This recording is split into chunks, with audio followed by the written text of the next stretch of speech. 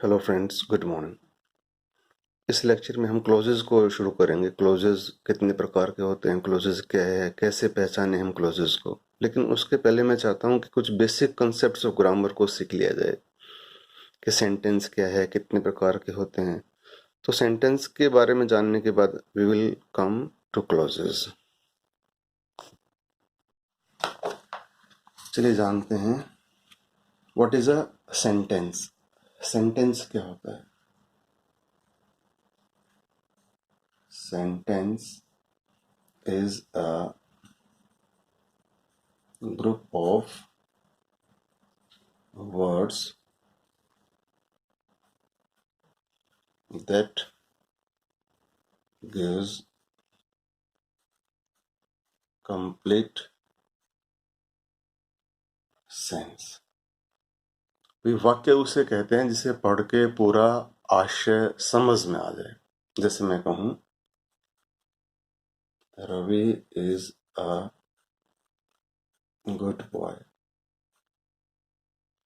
ये एक अपने आप में सेंटेंस है। सेंटेंस के हमेशा दो भाग होते हैं, एक सब्जेक्ट और बाकी का पूरा पीछे प्रेडिकेट। सेंटेंस के हमने दो भाग देखे, सब्जेक्ट और प्रेडिकेट।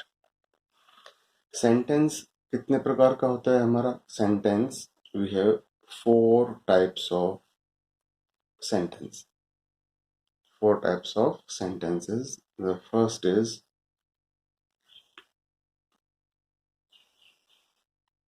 assertive, जिसे कि आप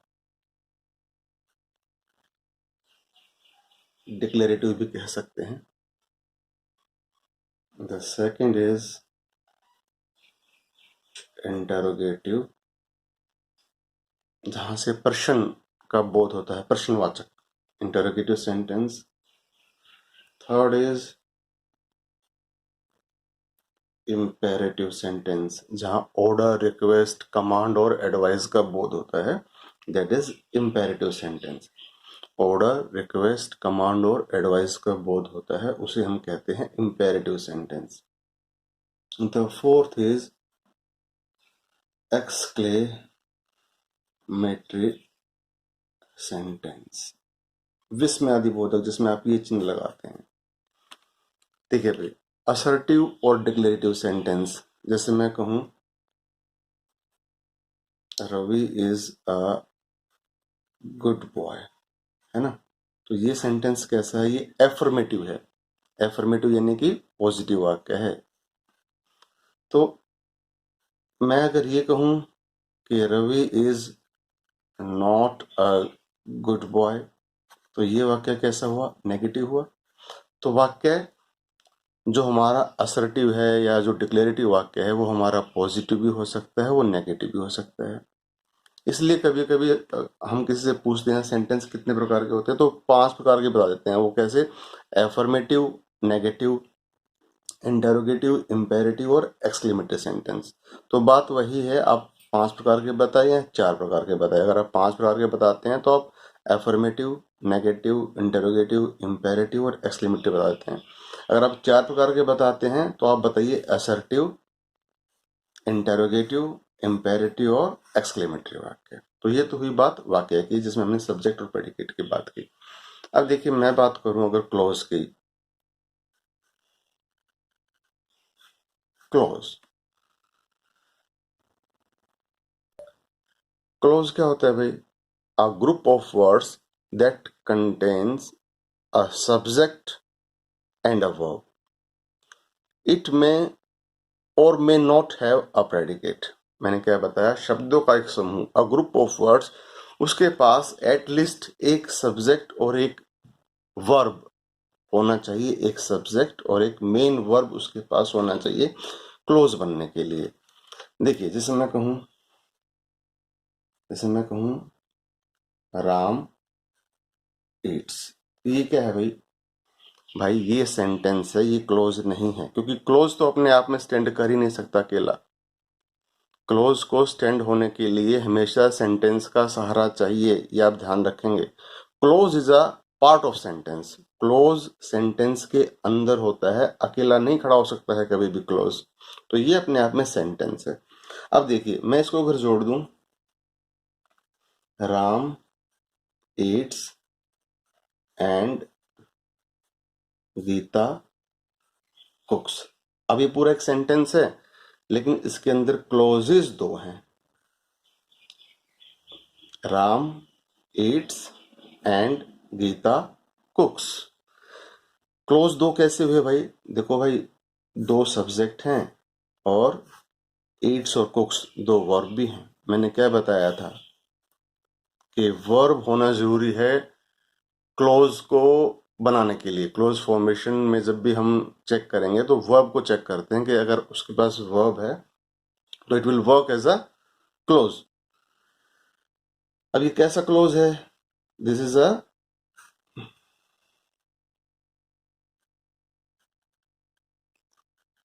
कोऑर्डिनेटिंग क्लोज। मुझे कैसे मालूम पड़ा क्लोज कोऑर्डिनेटिंग क्लोज है? बिकॉज एंड से जुड़ा है। जब भी वाक्य एंड, और, for, nor, yet, but, so और स्टिल से जोड़ेंगे तो आप ध्यान रखेंगे मैंने क्या बोला है, एंड, और, for, nor, yet, but, so और स्टिल, इनसे जब भी वाक्य जोड़ेंगे तो कोऑर्डिनेटिंग क्लॉज होगा। देखिए हम थोड़ा सा डीपली बात करते हैं। एक वाक्य में लेता हूं, जैसे Ravi goes for a walk. Ravi goes for a walk, ये क्या है हमारे पास? This is a complete sentence. अब मैं लिख दूं इसको, Ravi goes for a walk when she comes. Ravi walk के लिए जाता है, कब जाता है? जब वो आती है। तो this is what, this is a this is a close. भाई ये कैसा क्लोज है? भाई देखिए ये कंप्लीट एक सेंटेंस है। मैंने क्या बताया, क्लोज सेंटेंस के अंदर होता है, क्लोज कभी भी अकेला खड़ा नहीं हो सकता है। तो this is what, this is a complete sentence. Ravi goes for a walk when she comes. अब ये जो चीज जुड़ी है यहाँ पे, व्हेन शी कम्स, ये एक क्लोज है सेंटेंस के अंदर। सेंटेंस ये पूरा है, दिस इज अ क्लोज। ये कौन सा क्लोज है? दिस इज अ सब ऑर्डिनेटिंग क्लोज। सब ऑर्डिनेटिंग क्लोज। तो भाई हमारे जो क्लोज हैं वो तीन प्रकार के होते हैं। The first is the first is noun clause, adjective clause और adverb clause. We have three types of clauses: noun clause, adjective clause and adverb clause. अब हम बात करते हैं कि इन क्लोजेस को हम कैसे रिकॉग्नाइज कर सकते हैं। देखिए भाई, बात करते हैं हम सबसे पहले नाउन क्लॉज।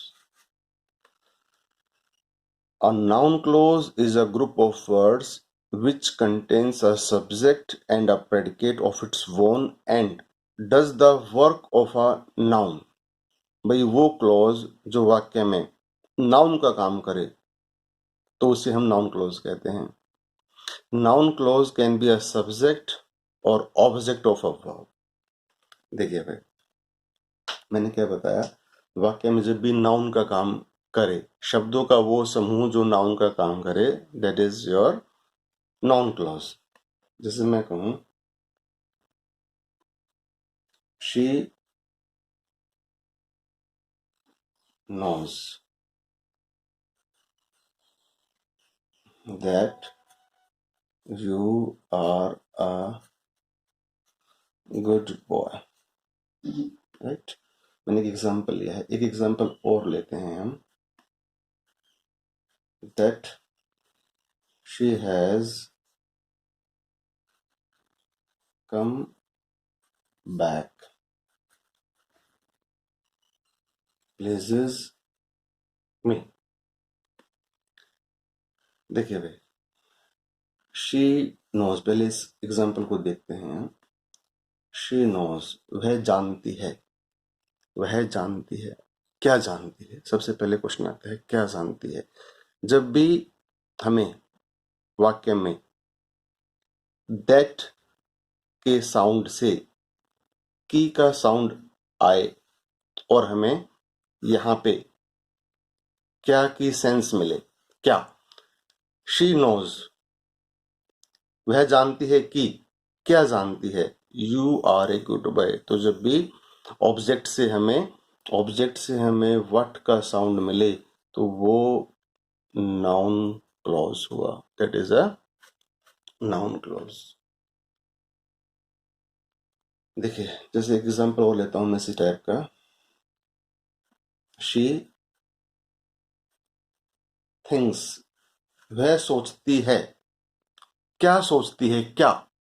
जब भी आपको क्या का साउंड आएगा ऑब्जेक्ट में तो वो नाउन क्लोज का ही काम करेगा। She thinks you are not well.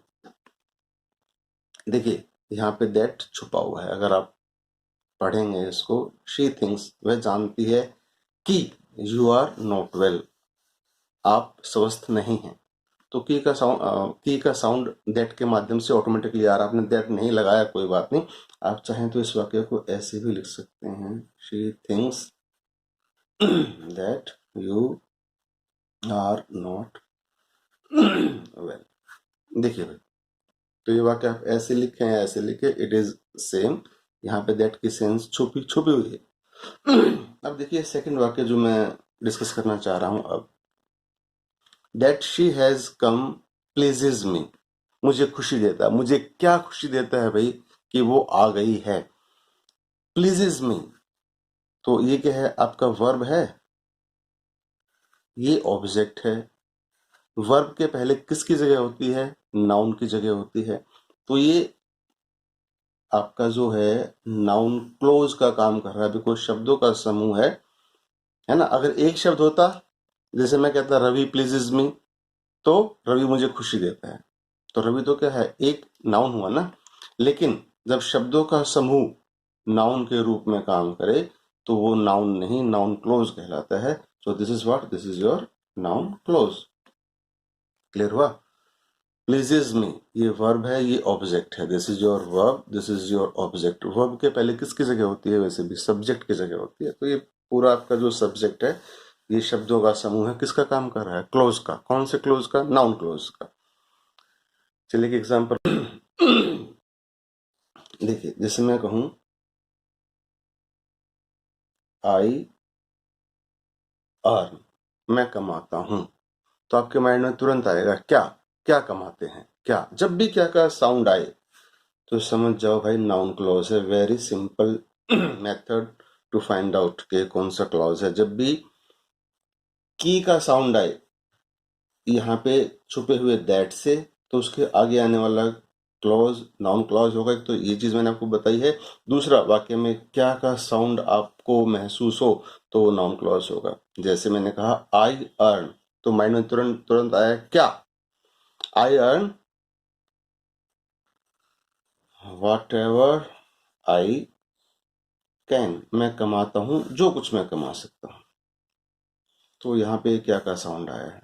देखिए, I know, I know that you will help me, मैं जानता हूं कि। आप क्या जानते हैं? यू विल हेल्प मी, आप मेरी मदद करेंगे। तो ये कौन सा क्लोज हुआ? This is your noun close. तो ये चीज आपको ध्यान रखनी है। अब देखिए कुछ और सिंपल एग्जांपल। जैसे मैं कहूं what you say is true, पूरा एक वाक्य है। ये क्या है आपका? Verb, this is your object. वाक्य में सब्जेक्ट कहाँ है?